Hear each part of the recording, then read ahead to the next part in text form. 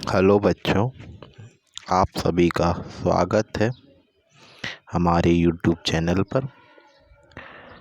आज हम डिस्कस करने वाले हैं माध्यमिक शिक्षा मंडल के मासिम ऐप के बारे में।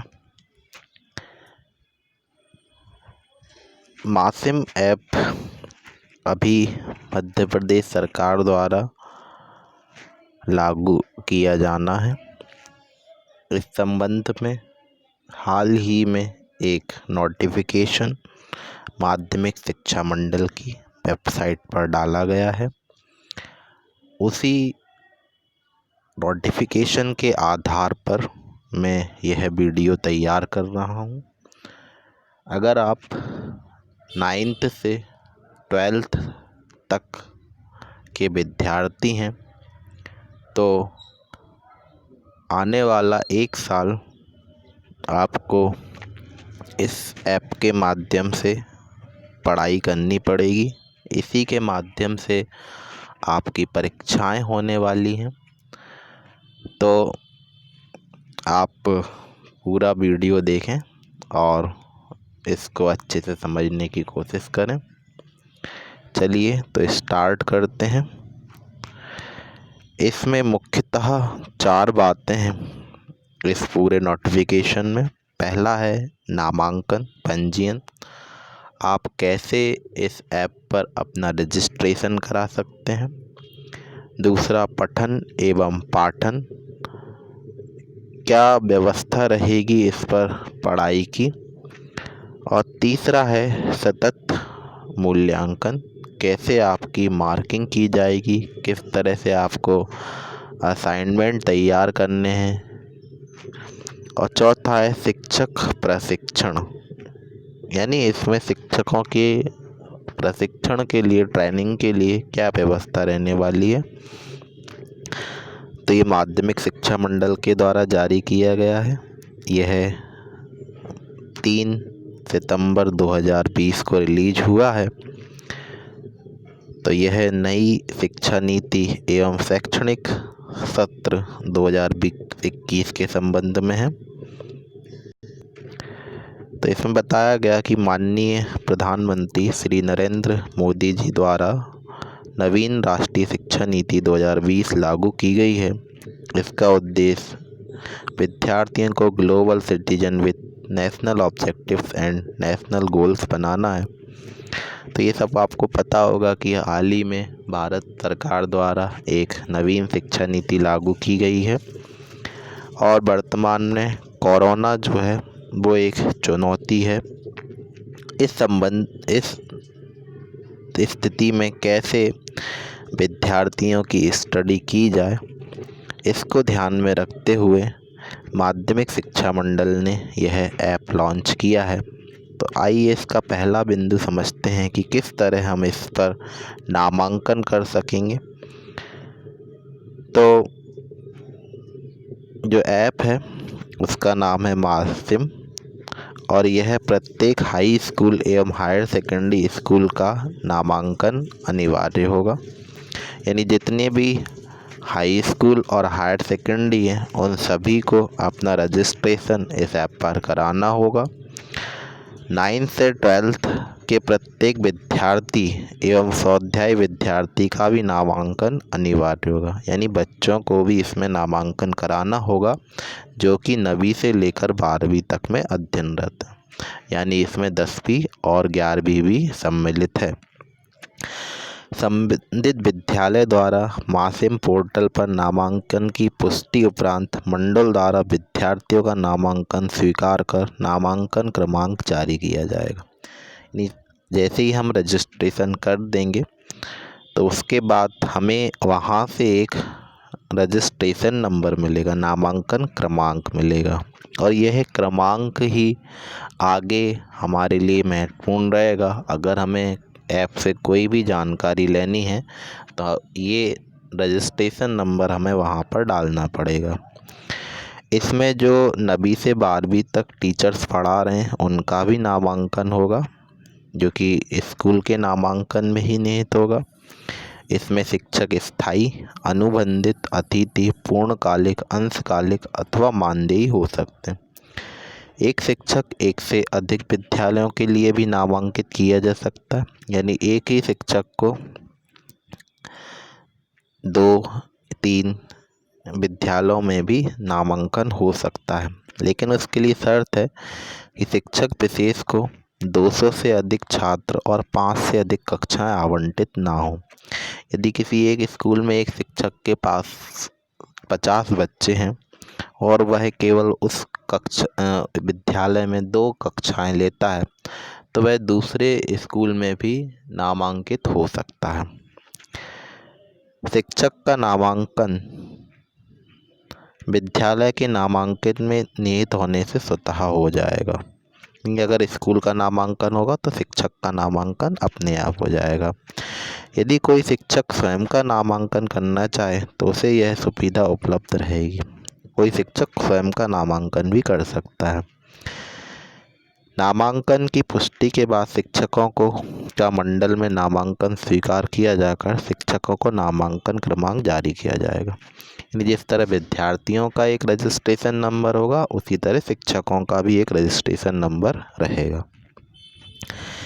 जो विद्यार्थी पूर्व से मंडल में नामांकित हैं, उसे भी मासिम ऐप के माध्यम से नामांकन करना होगा, लेकिन नामांकन का कोई भी शुल्क नहीं लगेगा। 9th क्लास में सभी बच्चों का नामांकन किया जाता है।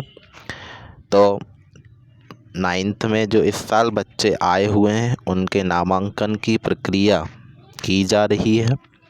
बाकी 10th, 11th और 12th के बच्चे ऑलरेडी नामांकित हैं, उनके पास नामांकन क्रमांक होगा, तो उसी नामांकन क्रमांक से दोबारा नामांकन हो जाएगा। यानी उनके लिए यहाँ पर शुल्क नहीं लगेगा। लेकिन जिनका नामांकन नहीं है, उनको नामांकन का शुल्क भी देना पड़ेगा। जिस छात्र के पास मोबाइल सुविधा नहीं है, वे उनके नामांकन किसी परिचित के मोबाइल से स्कूल में जाकर अथवा किसी कियोस्क सेंटर के माध्यम से कर सकते हैं।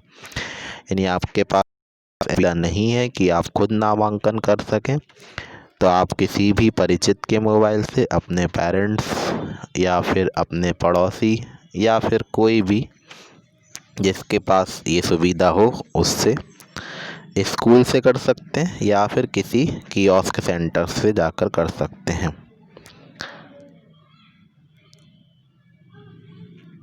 विद्यालय में दर्ज सभी विद्यार्थियों के द्वारा मासिम ऐप पर प्रस्तुत ऑनलाइन नामांकन आवेदन की पुष्टि संबंधित विद्यालय को पोर्टल मोबाइल ऐप मासिम से करनी होगी। विद्यालय द्वारा छात्रों के नामांकन की पुष्टि करने एवं यथोचित नामांकन शुल्क ऑनलाइन जमा करने पर मासिम ऐप से छात्र का मंडल में नामांकन स्वतः हो जाएगा। यानी नामांकन के बारे में ही है। वार्षिक परीक्षा के लिए पृथक से नामांकन अथवा परीक्षा फॉर्म भरने की आवश्यकता नहीं है। यानी अलग से कोई फॉर्म नहीं भरा जाएगा। इस ऐप के माध्यम से ही आपका शुल्क जमा हो जाएगा। इस ऐप के माध्यम से ही आपका परीक्षा फॉर्म भी भर जाएगा।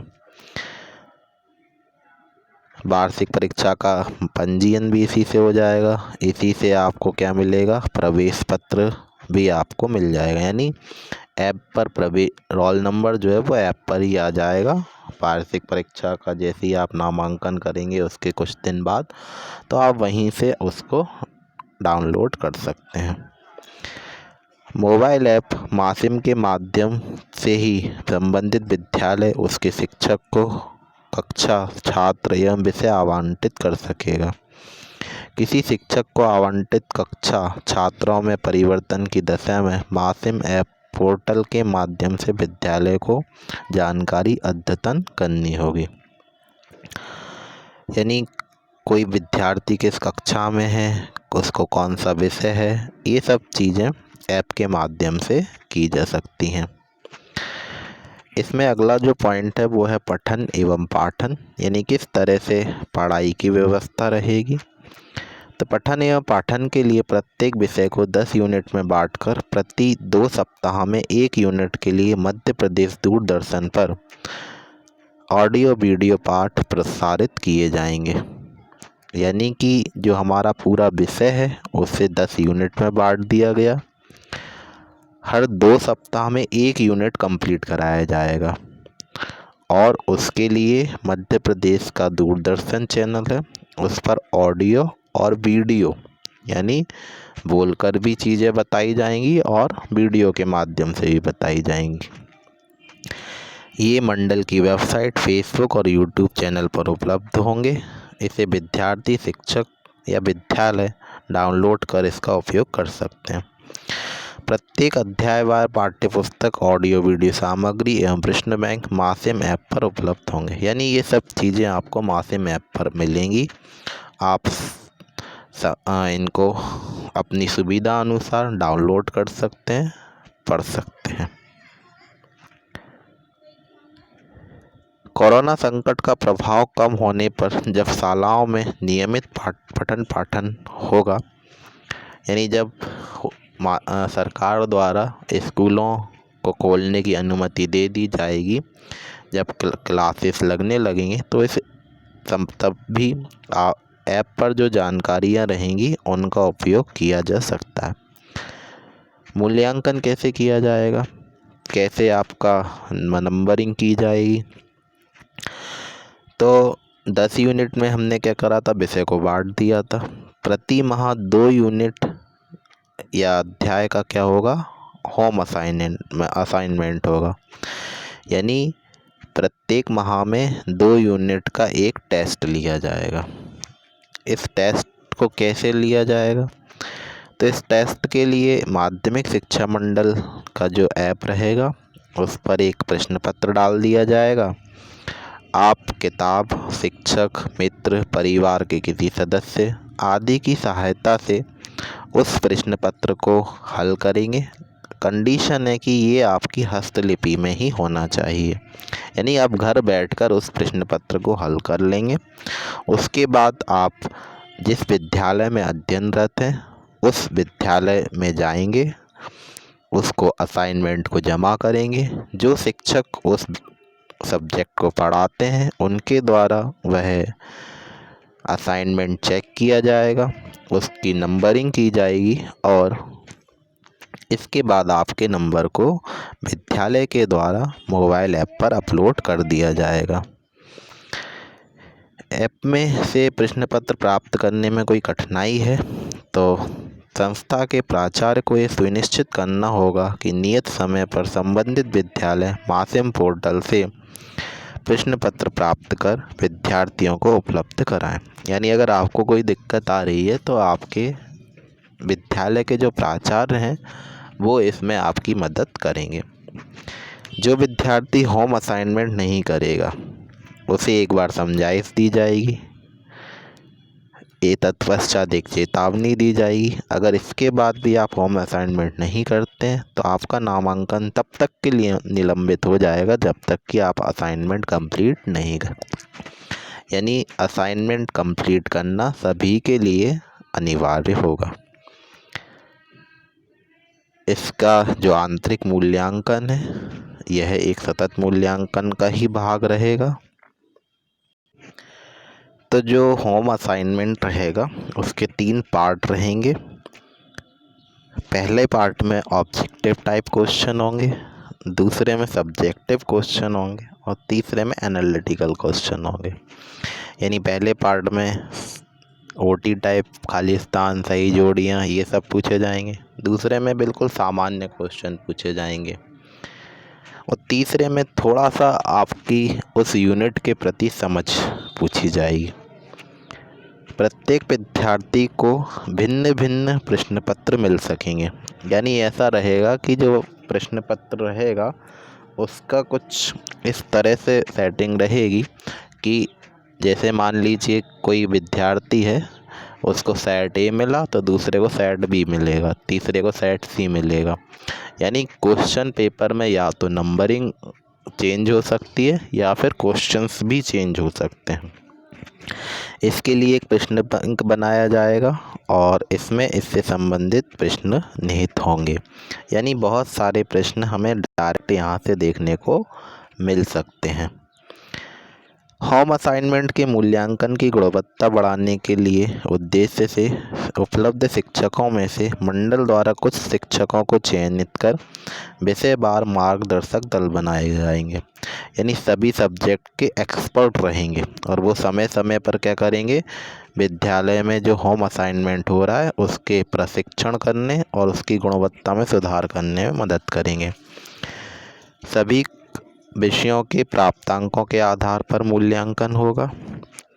होम असाइनमेंट आधारित सतत मूल्यांकन और वार्षिक परीक्षा को मिलाकर पूर्णांक निर्धारित किए जाए। यानी आपका जो फाइनल रिजल्ट है उसमें असाइनमेंट से भी नंबर बनेंगे और आपकी जो फाइनल परीक्षा होगी उसको मिलाकर आपका पूर्णांक बने रहेगा।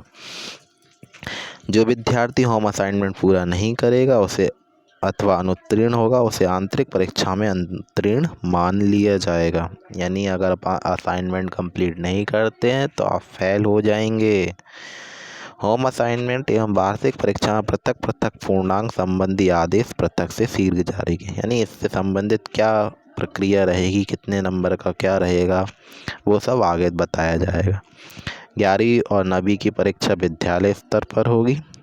वार्षिक परीक्षा के लिए चाहें तो मंडल स्तर पर जो प्रश्न बैंक है उसके प्रश्नों का उपयोग विद्यालय कर सकता है। शिक्षक प्रशिक्षण के लिए मंडल द्वारा व्यवस्था की जाएगी। अगर कोई विद्यालय डिमांड करता है तो मंडल उसके लिए विशेष प्रशिक्षण आयोजित कर सकता है। शिक्षक या विद्यालय कोई सुझाव है तो मंडल को भेज सकता है।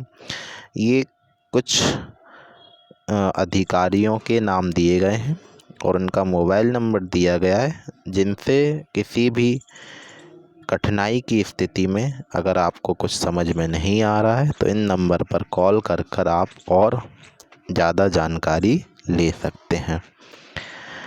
तो ये इस तरह ये माध्यमिक शिक्षा मंडल के सचिव द्वारा ये आदेश जारी किया गया है दिनांक 3 सितंबर 2020 को।